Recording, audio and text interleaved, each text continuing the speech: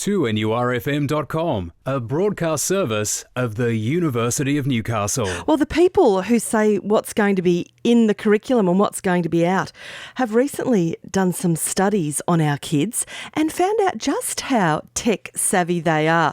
A very good morning to John Fischetti from the University of Newcastle School of Education. John, this is a bit interesting, isn't it? Because I thought all young people were just technological by age, by nature. The fact that you're young implies that you're going to have this technological ability, but maybe not. Yeah, good morning, Meryl. Good morning. I think it may be counterintuitive.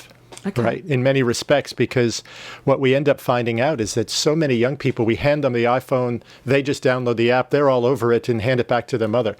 So really where we are today is in a very strange conundrum where only half of Australian Year 6 and Year 10 students can actually pass a test of literacy around the new technology. Pretty shocking, isn't it? Did you say half? It's about 45% of the students actually pass the test. Okay, so who did the test? The curriculum people? Yeah, this is the testing, a statewide test of skills, and around Australia, the students Year 6 and 10 take this test, and it asks them to do specific skills. Like if I asked you right now in a PowerPoint document to go add a link called a hyperlink into your text, could you do it?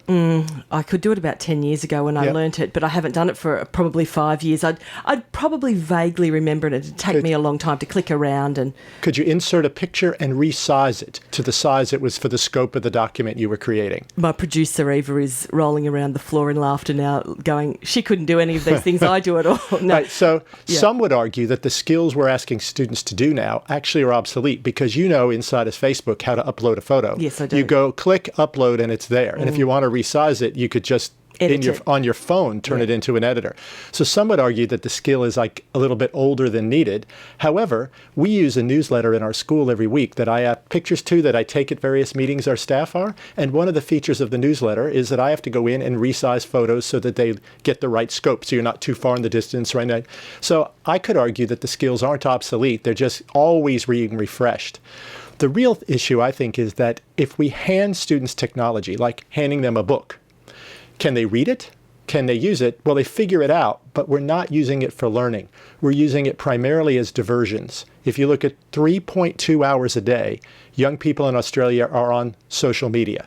Okay, so usually via their phone, aren't they? On their phone or on their tablet, 3.2 hours, but they're on Twitter, they're on Facebook, they're on Instagram, they're on whatever today was just invented that you and I won't learn for a couple of weeks. So that's actually filling time. They're not using it to learn. Now, they can Google stuff, but they're really not Google to learn. They want to just see if Justin Bieber's really sorry.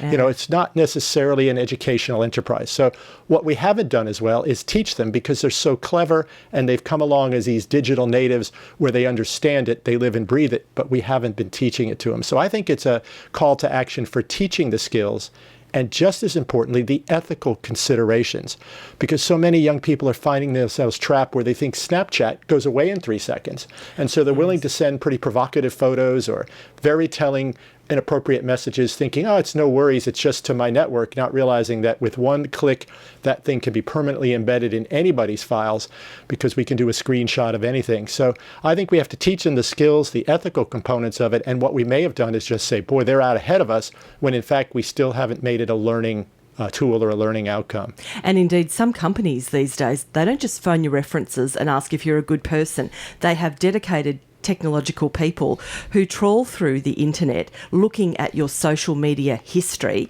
to see if you are indeed what you're purporting to be and perhaps what you've done. And those ghosts and skeletons and Snapchat images can come back. The digital footprint is absolutely pervasive, and everything you send, remember, is actually also public domain. There isn't anything private because it all can be viewed. So we really have to teach our kids better, and that's what this test tells us. Half of our kids are doing just fine.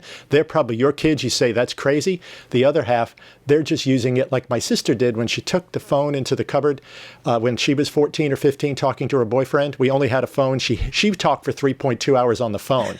So we still waste time, and we always wasted time. Now we're just wasting it with a lot more sophistication. There's no scars there from your childhood, is there? No, just a couple. Look, thank you so much. And again, it is beholden on all of us to try and keep up with it as best we can, and, you know, understand that kids still need some direction and, more to the point, some good role models and supervision. Absolutely. We got to teach them. Well, I can't play teach your children well. I think I played that last week. Good on you, John. We'll catch you in a fortnight. Thanks, As always, it's such an educational experience talking to John Fischetti, Head of School of Education at the University of Newcastle, 2NURFM.